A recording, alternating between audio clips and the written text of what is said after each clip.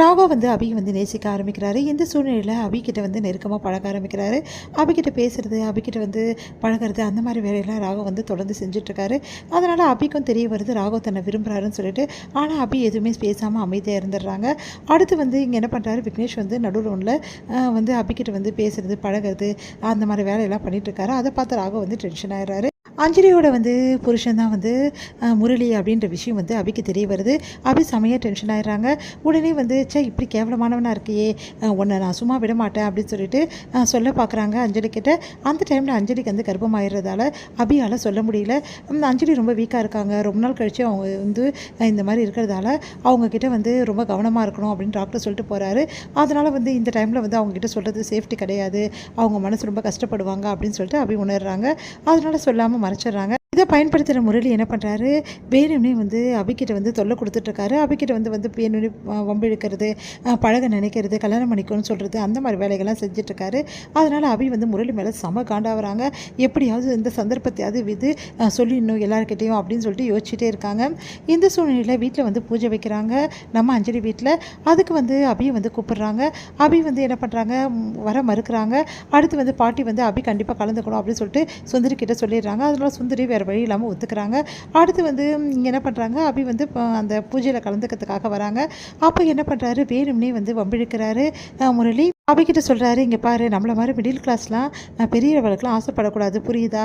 நீ வந்து இந்த மாதிரி பழகிறது சுத்தமாக நல்லாவே இல்லை. ராகவ் கூட நீ ராகவ்லாம் வந்து உன்னை ஏமாற்றிடுவான், அவனா கல்யாணம்லாம் பண்ணிக்க மாட்டான், அதனால் என்ன கல்யாணம் பண்ணிக்கோ, நான் வந்து அஞ்சலி விட்டு வந்துடுவேன் உனக்காக, நம்ம ரொம்ப சந்தோஷமாக வாழலாம் அப்படின்னு சொல்லி சொன்னோன்னே செம்ம காண்டாகிறாங்க வந்து அபி. உனக்குலாம் அறிவே கிடையாதா, உனக்குலாம் புத்தியே வரையாதா, சோறு சாப்பிட்றியா, வேறு ஏதாவது சாப்பிட்றியா, உனக்கு எவ்வளோ திமிர் இருக்கும் இப்படிலாம் பேசுறதுக்கு அப்படின்னு சொல்லிட்டு செம்மையாக டென்ஷன் ஆகிடுறாங்க.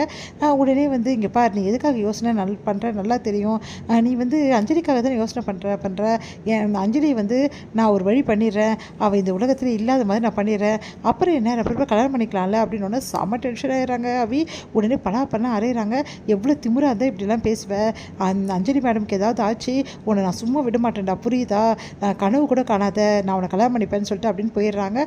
அடுத்து வந்து யோசிக்கிறாரு முரளி, எப்படியும் அஞ்சலியை போட்டு தள்ளிட்டா கண்டிப்பாக வந்து அபி என்கிட்ட தான் வந்து ஆகணும், அதனால் அஞ்சலி போட்டு தலை என்ன பண்ணலாம் அப்படின்னு சொல்லிட்டு யோசிக்கிறாரு.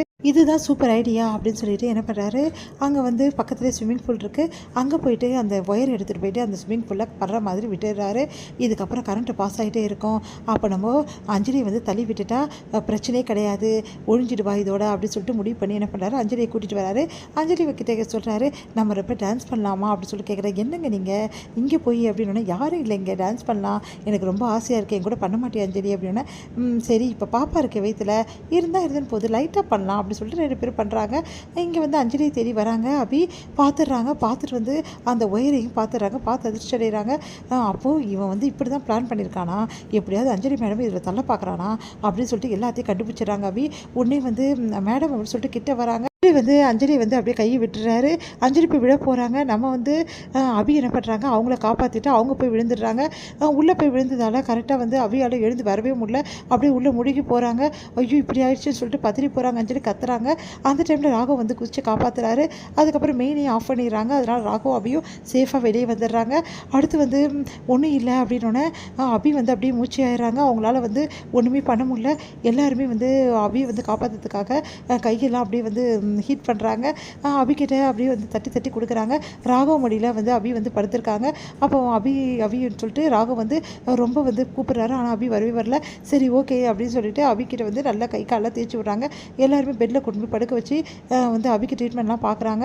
அடுத்து வந்து ராகவ் என்ன பண்ணுறாரு, அபிக்கு ஃபர்ஸ்ட் எய்ட் பண்ணுறாரு. கொஞ்ச நேரத்தில் அபி கண்ணை திறந்துடுறாங்க. எல்லாரும் நிம்மதி அடைகிறாங்க. அபி என்ன பண்ணுறாங்க, கண்ணை திறந்தோடனே நேராக போயிட்டு அப்படியே வந்து அஞ்சலியை கட்டி பிடிச்சிக்கிறாங்க. உங்களுக்கு எதுவும் ஆவலைன்றாங்க. உடனே எனக்கு எதுவுமே ஆகலை, நீ தான் என்னை காப்பாற்றிட்டியே, நீ கடவுள் மாதிரி என்னை காப்பாற்றும் போது எனக்கு என்ன ஆக போகுது அப்படின்றாங்க. இதெல்லாம் பார்த்து ராகவ் அப்படியே கண் கலங்குறாரு. உடனே வந்து நீ இல்லைனா இந்நேரம் நானும் சரி என் பாப்பாவும் சரி உயிரோடு இருந்திருக்கவே மாட்டோம் அப்படின்னு சொல்லிட்டு இருக்காங்க அஞ்சலி. அதை கேட்டு வந்து அப்படியே ராகவ் வந்து அப்படியே பார்த்துட்ருக்காரு. முடியுது.